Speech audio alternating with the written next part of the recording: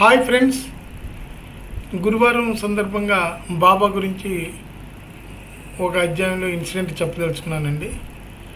సాయి సచ్చరిత్రలో 29వ అధ్యాయంలో మద్రాస్ భజన సమాజం గురించి రాయబడి ఉంది.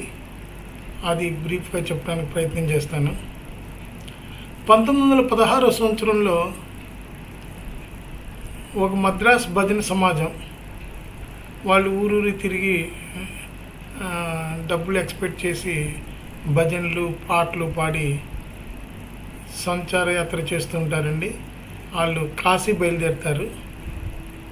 కాశీ దారిలో ఎవరో చెప్తారు, అహ్మద్ నగర్ జిల్లాలో కోపర్గాం తాలూకా దగ్గర షిర్ది అనే గ్రామంలో సాయి అని ఒక యోగీశ్వరుడు ఉన్నారు. ఆయన కళాకారుల్ని డబ్బుతో సన్మానిస్తూ ఉంటారు ఆయనకి నచ్చితే అని ఇలా చెప్తుంటారు. ఈ వార్తలు ఇవాళ అట్రాక్ట్ అయ్యి బాబా దగ్గరికి ప్రయాణం అవుతారు. ఒక పురుషుడు, వాళ్ళ భార్య, వదిన, వాళ్ళ కూతురు, మొత్తం నలుగురు ఉంటారండి. అయితే వీళ్ళల్లో ఒక యజమానురాలు మాత్రం డబ్బు మీద ఆవిడకి ఆశ లేదు. బాబాని పరమ భక్తిగా రెండు చేతులు జోడించుకుని ప్రార్థిస్తుంది. అప్పుడు ఆయన ఆవిడ ఇష్టదైవమైన శ్రీరాముడిగా దర్శనమిస్తాడు. ఆవిడకి ఆనంద బాష్పాలు రాలిపోతుంటాయి. ఆవిడ చాలా తన్మయత్వంలో ఉంటుంది. తర్వాత ఈ విషయం భర్తకి చెప్తుంది. భర్త అసలు ఎగతాళి చేస్తాడు. మా అందరికీ బాబా కనబడితే నీకు రాముడు ఎలా కనపడ్డాడు అని చెప్పి ఎగతాళి చేస్తాడు.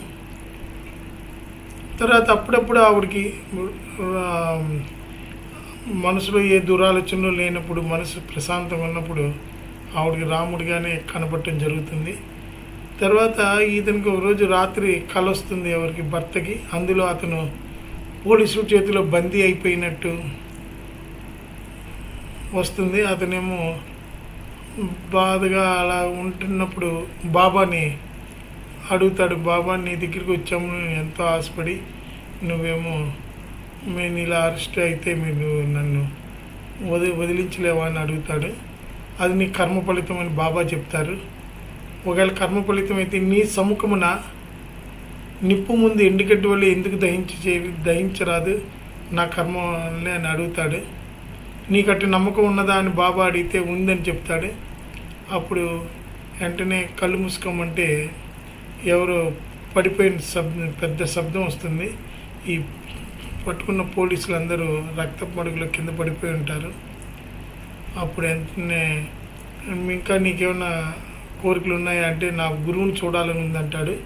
రామదాస్ అని చెప్తాడు. వెనక్కి తిరిగి చూడమంటే వాళ్ళ రామదాస్ గురువు గారు కనబడతారు. ఆయన కాళ్ళకు దండం పెట్టుకునేంతలో ఆయన అదృశ్యమవుతాడు.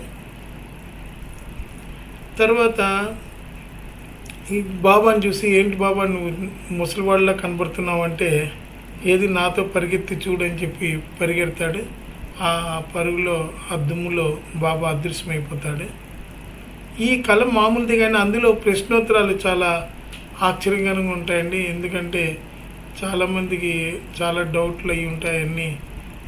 అలాగే అతను ఇంకో మాట కూడా అంటాడు, నువ్వు ముస్లిం అయ్యుండి మీ హిందువులు పాడు చేస్తున్నావు అనుకుంటున్నానని చెప్తే, ఆయన అప్పుడు బాబా అంటారు, మీ ఇంట్లో పంజా లేదా, మొహం అప్పుడు మీరు పూజించట్లేదా, అలాగే కార్బీబీ అని ముస్లిం దేవత లేదా, ఆవిడని మీరు మీ ఇంట్లో సెలబ్రేషన్స్ అప్పుడు ఆవిడని శాంతింపజేయట్లేదా అని ఇలా అడుగుతాడు.